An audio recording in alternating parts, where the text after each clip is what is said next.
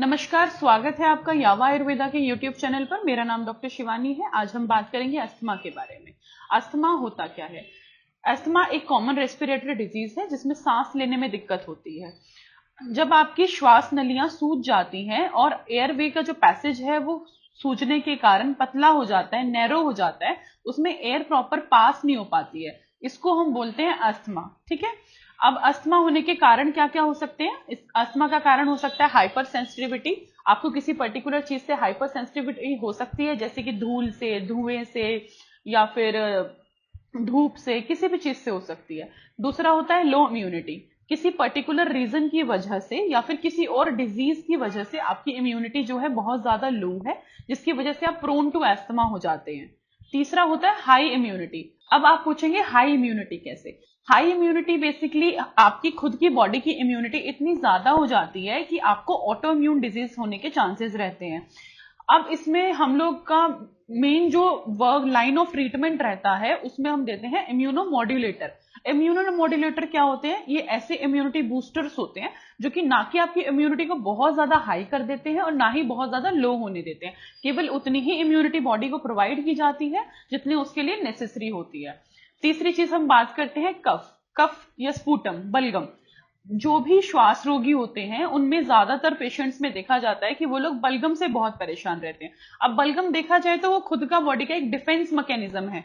For example, अगर हमारी body को किसी धूल कण या किसी भी चीज से, पर्टिकुलर चीज से कोई एलर्जी है, उसकी डिफेंस में, ताकि वो जो पर्टिकुलर चीज है, हमारे फॉरेन पार्टिकल है, वो हमारी बॉडी में एंटर ना करे, उसके लिए आपकी बॉडी कफ का प्रोडक्शन करती है।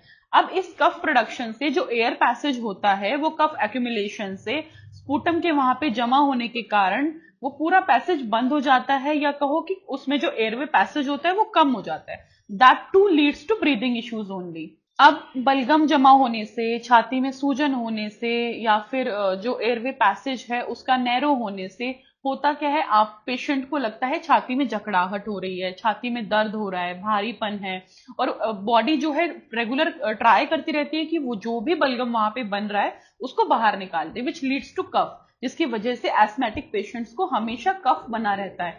ऐसा कफ जो कि बिना मेडिकेशंस के ठीक नहीं हो पाता है। अब हम बात करते हैं कि आयुर्वेदा अस्थमा को जड़ से कैसे ठीक कर सकता है। आयुर्वेदा अस्थमा को जड़ से ऐसे ठीक कर सकता है क्योंकि अस्थमा, आयुर्वेदा का जो मेन लाइन ऑफ ट्रीटमेंट है, जो बेसिक प्रिंसिपल है किसी भी डिजीज पे काम करने का, वो होता है निदान परिवर्जन। आयुर्वेदा निदान पंचक और पंच महाभूत, इन दोनों को मेन रखकर ही काम करता है। जब आप निदान यानी कि कारण, उसके परिमर्जन यानी कि उसको रोकना, बंद करना या बदलना, इन दो चीजों पे काम करते हो तो आपका अस्थमा अपने आप ही ठीक होने लग जाता है, ना कि उसके सिम्टम्स पे। सिम्टम्स पे काम करने से बेहतर है कि आप उसके निदान और उसके परिमर्जन पे काम करें। तभी हम लोग को आयुर्वेदा के थ्रू अस्थमा में अच्छे रिजल्ट्स मिलते हैं।